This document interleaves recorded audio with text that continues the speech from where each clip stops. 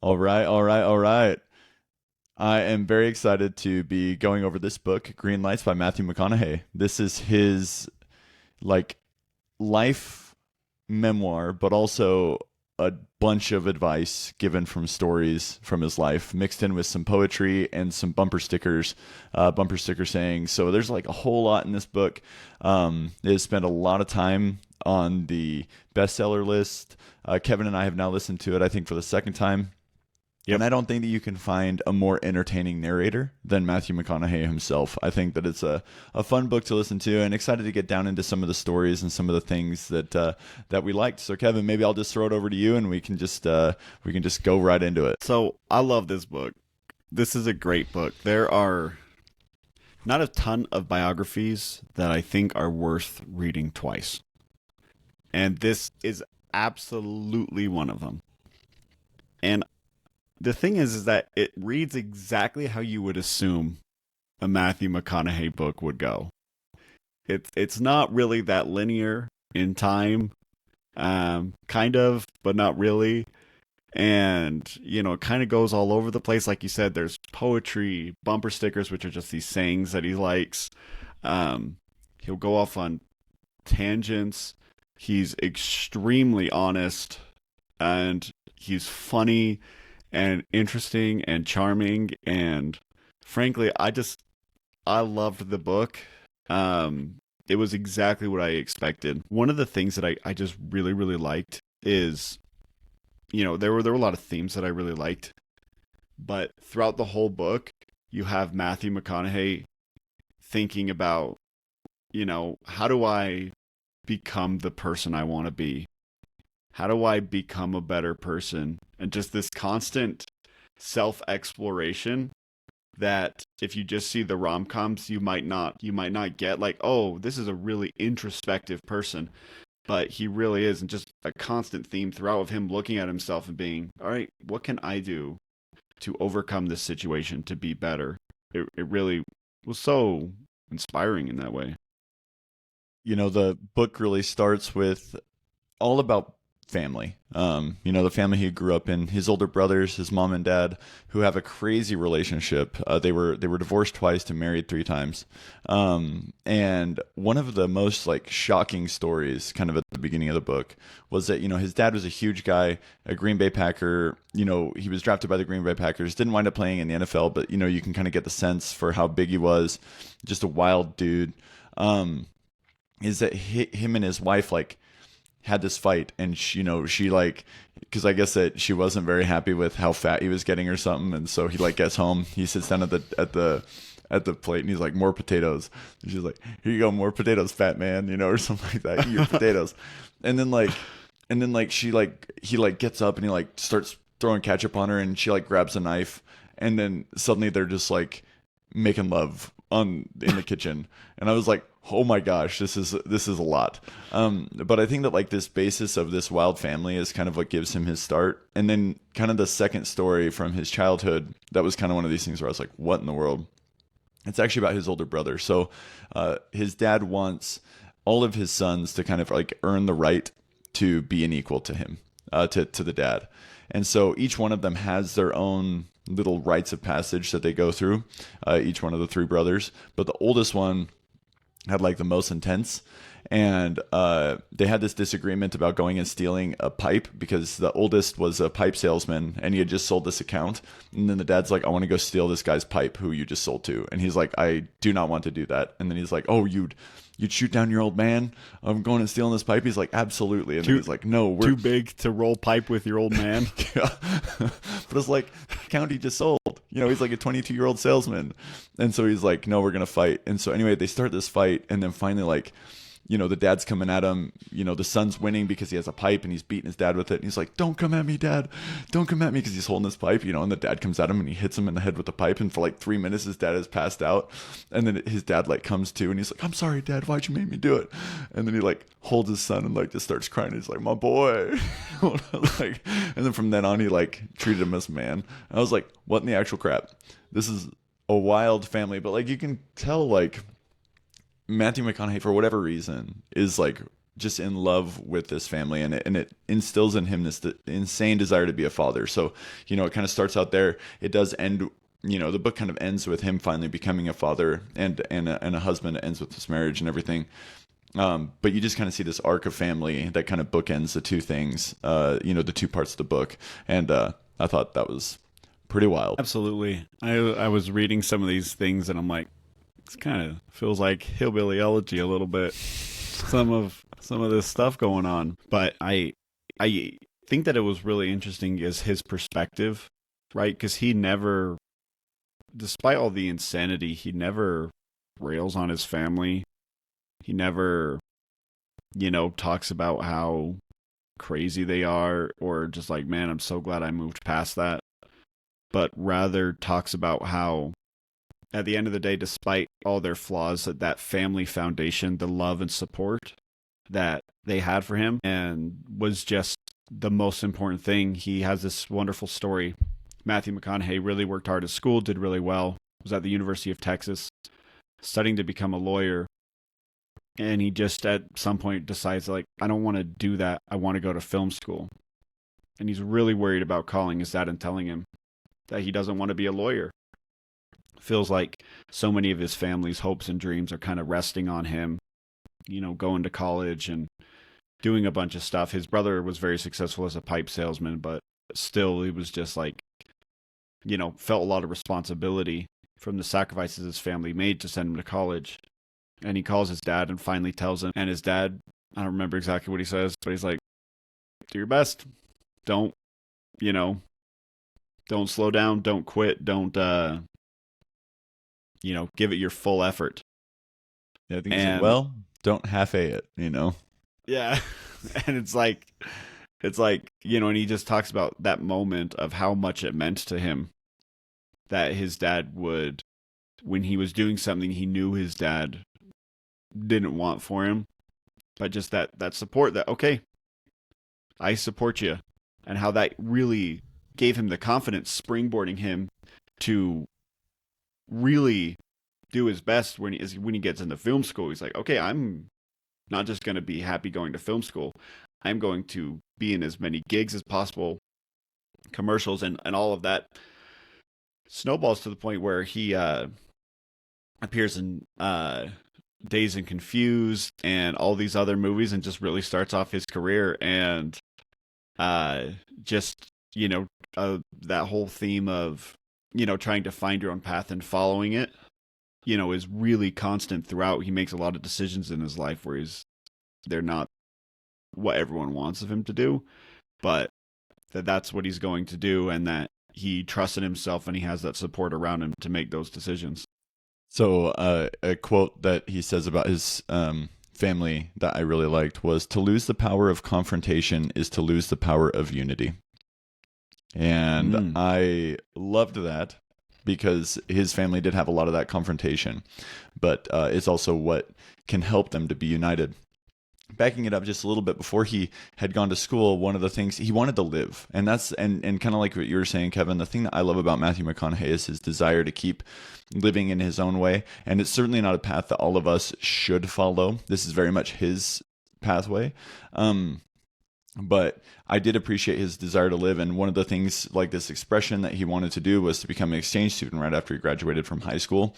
And so he goes down to live in Australia in this little tiny town. He actually thought it was going to be in Sydney, and he goes and stays with the Dooleys, and and it's just such a funny story, and I just love the way that he does the accent, Mr. Dooley, just how he always says, "You will stay with us for the duration of your stay here in Australia." Anyway, they're just so funny, and it was a really formative time for him. But he really does start becoming himself, and while he's at the University of Texas, I also really appreciated how, he was missing school because he was trying to, he became a hand model. He had like a 1 second scene in like a city commercial, like a Citibank commercial or something. But the dean came to him and he's like, hey, you can't, attendance is mandatory in the classes. And he's like, well, I know, but I'm trying to be out there doing the thing that I'm learning in school. So he's like, how about this? What if I'll just do my best on all the tests, but because I'm missing, why don't you just give me straight C's, all across the board? So then that way, I don't fail, but I don't have to be in attendance, and it happens. And so I thought that was pretty cool. Again, this is not like general advice for everybody. I think that like what you can take away is to find creative solutions to your problems. But I thought that was really great. And then another one of my favorite stories was his very first film role, though. Happens because he knew a guy, right? Which is just so classic. But he was thinking about this guy that he was portraying, and this guy was kind of like your city slicker, like super cool guy. Matthew McConaughey talks a lot about like the eternal power of cool, and this particular role in his first movie is that famous, line of "all right, all right, all right" when he pulls up in the car next to the guy. It's funny because like actually I haven't really seen that many Matthew McConaughey movies. Like I love Sahara, and I've seen that one multiple times, and it's kind of like I haven't really seen any of the others. So I do feel kind of bad that I don't even know what movie this is from. But anyway, he like Dazed but the and reason. Confused. Oh yeah, that's what it was. Okay. But the reason, but I loved he like got so into this because he like thought of his older brother and like this time when he was like sitting up against the wall and smoking, and he like totally pulled that persona, and he like embodied that persona so much that he started being in the movie way more than he was supposed to be. And so anyway, but this scene where he says "all right" 3 times was that because this character he felt like he needed 4 things, but he only had 3, and the other one was a girl. And so he was driving up, and so he says, all right, all right, all right, to kind of like reflect on the 3 things that he already. And he was seeing. He wasn't even supposed to be in that scene. Yeah, no, he wasn't even supposed to be in the scene, but he like embodied it so much, this character so much that they just kept putting him in. And then after that, I loved the story of when he was doing the when he was applying for the Texas Chainsaw Massacre movie, and he wanted to be the lead, but they were considering somebody else. But anyway, he like leaves, and then he comes back and he's like, wait, I want to be the lead. And then they're like, okay, well, just like there's nobody here, but I guess we could just kind of do it. And then he like gets so into it that he like pushes the casting director against the wall or something, and like is screaming at her, and she like starts crying, and they're like, that was amazing, Matthew. I'm like, oh my gosh, that's like really intense and very like police callable behavior. But I was just like, hey, but he got it, and I've never seen that movie either, but I'm sure he was great. Yeah, I mean he's just a funny dude. Yeah, so many times he has that moment where he's like, you know what, I'm just gonna go for it. This is what I want, and I'm just gonna go for it.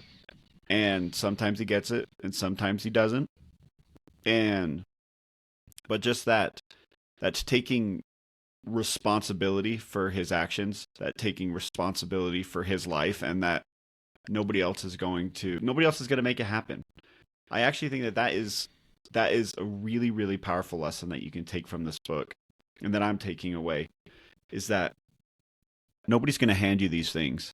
Nobody's going to hand you fame and fortune and success and a happy marriage and well-behaved children. Nobody's just going to hand you those things.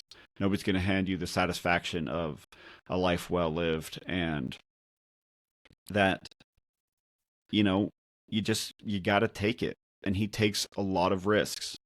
And I'm not saying that all we should do is take risks, but when he found something that he really wanted, he was able to push his chips in and say, hey, I'm going for it. And I think, nobody's ever gets what they want without really, really trying hard and putting themselves out there. And I think that's just a really good lesson. And, he's really transparent. Sometimes it works out, sometimes he doesn't.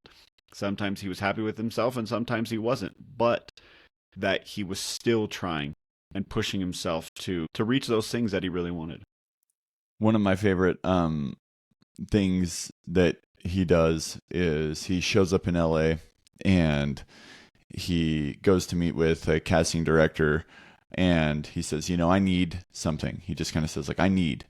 And then the casting director was like, whoa, you do not be desperate in this town. You don't need anything. Remember, you need to want it, but you can't ever need it.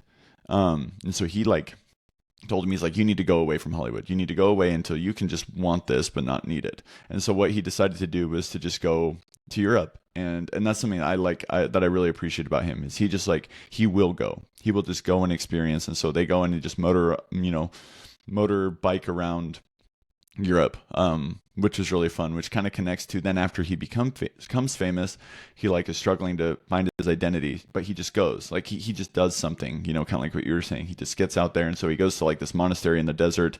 He meets with this monk or spiritual leader or whatever, and he walks around this place, this monastery, with him for 3.5 hours, just kind of like coming to grips with this new life that he has, and of all the struggles and of all the different things that he's going through internally about not knowing who he is. And then they just sit at a bench, and then, this person, after 3.5 hours of Matthew McConaughey blabbing about his troubles, the spiritual leader just looks at him and says, "Me too."